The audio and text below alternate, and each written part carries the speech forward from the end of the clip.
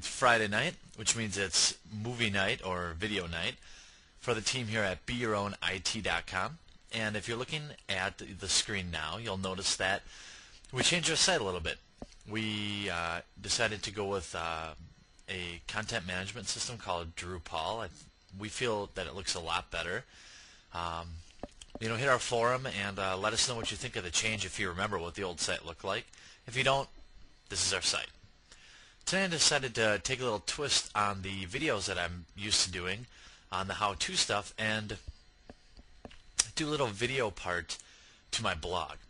We have a blog located at BeYourOwnIT.com where we provide free how-to videos by request, free articles, free reviews, a forum, and now we're proud to offer a live chat, which you'll notice on the right here if you can read it.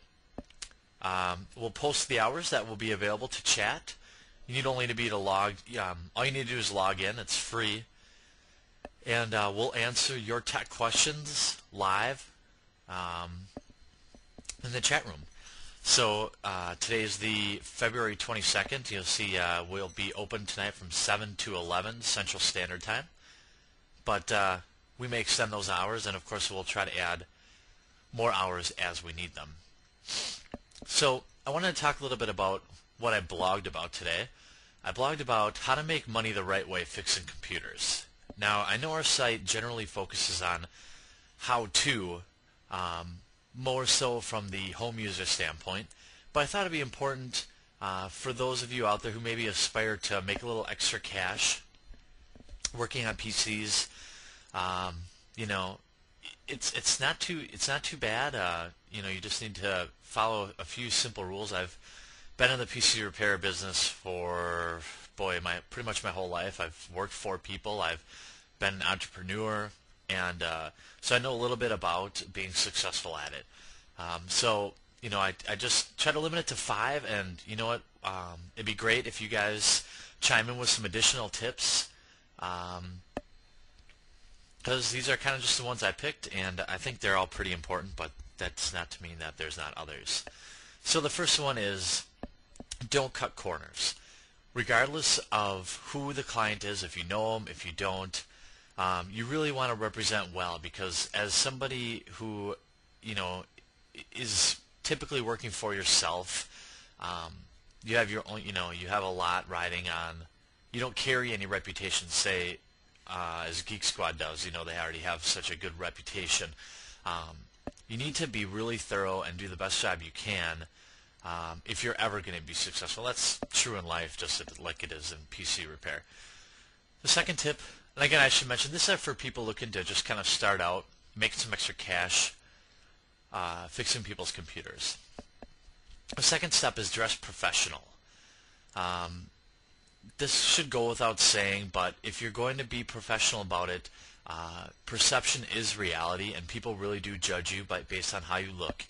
Handing your neighbor or somebody who knows your parents or something like that $100 bill, wearing a hoodie and ripped jeans and torn up shoes gets perceived a lot differently as if you were maybe wearing a nice pair of slacks, shoes, and I recommend a tie. I always recommend a tie, but you know what? If you're not comfortable in a tie, at least put something nice on.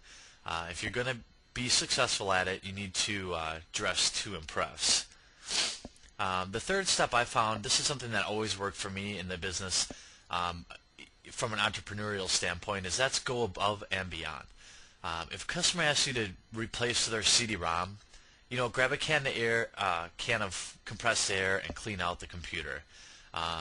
Take some Windex, clean the case, do a few little extra things. And you know what? A lot of the times what will happen is you'll notice a few things that they could have done, and you can recommend to them, and typically they're pretty open to it. So going above and beyond is just taking an extra look at things. It's just like they do at the oil change places where people ask, people go in there to get the oil change, but then they leave with an air filter and this or that or whatever the case may be. So going above and beyond can actually create quite a bit of revenue, extra cash for you. There were plenty of times in my life where a $50 wireless card install just blossomed into thousands of dollars in revenue. Number 4 is don't overbill. I say this because it's real easy to do sometimes. You'll know once you start doing it. Regardless of the situation, like I say in my blog, I don't care if you're fixing Oprah's computer, bill her the same as you would anyone else. It's just fair, and it's good business. If you want to last out there, fixing computers, charging people money, running your home-based business, you must be ethical. Step 5, do leave business cards and a way to get a hold of you. Since you're not in the yellow pages most likely, you need to get down to Office Max or whatever, print up some business cards. They might cost you $50, but you need to leave a bunch. I always left 10, 20 with each person, hoping that they'd hand them out to their friends. So what if they throw them out? Maybe they hand one out.